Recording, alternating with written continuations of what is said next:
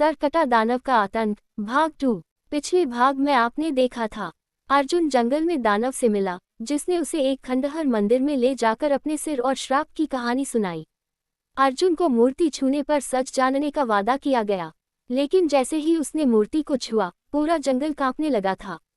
और अब आगे, अर्जुन की आंखों के सामने अचानक अंधेरा छा गया। उसे महसूस हुआ कि वह किसी और ही दुनिया में पहुंच गया है।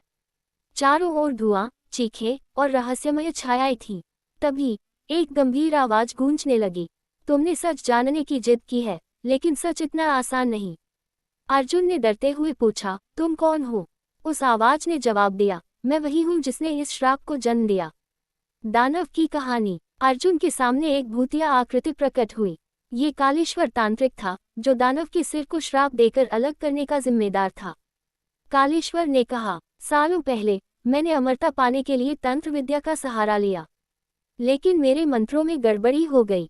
मेरे प्रयोग से ये दानव पैदा हुआ और उसकी शक्ति इतनी भयानक थी कि मैंने उसे रोकने के लिए उसका सिर अलग कर दिया। पर अब यह मेरी गलती का नतीजा है।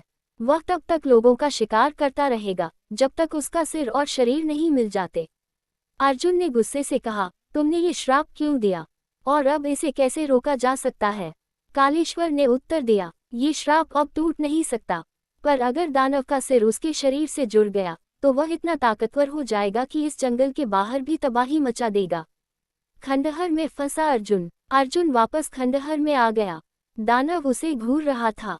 उसने अर्जुन से कहा, तुमने मेरे सिर को छू लिया है, अब तुम्हें ये तय करना होगा कि मुझे मेरा सिर लौटाकर दुनिया को तबाह करना चाहते हो या हमेशा के लिए इस जंगल में मेरा शिकार बनकर रहना चाहते हो। अर्जुन असमंजस में था। तभी उसे खंडहर की दीवारों पर कुछ प्राचीन शिलालेख नजर आए। उन शिलालेखों पर लिखा था, सिर और शरीर को जोड़ने का मंत्र, लेकिन उसे पढ़ने वाले को अपनी जान की कुर्बानी देनी होगी। अर्जुन ने ठान लिया कि वह इस श्राप को खत्म करेगा, चाहे उसकी जान ही क्यों न चली जाए। उसने शिलालेख पर लिखे मंत्र को पढ़ना शुरू किया, लेकिन जैसे जैसे वह पढ़ता गया, खंडहर में भयानक घटनाएं होने लगी। दीवारें टूटने लगी, दानव चीखने लगा और अचानक दानव का सिर हवा में उठ गया और उसके शरीर की ओर बढ़ने लगा।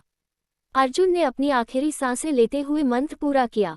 सिर और शरीर जुड़ गए, लेकिन जैसे ही ये हुआ, दानव ने भयानक गर्जना की और अर्जुन पर झपट पड़ा। अंत या नई शुरुआत।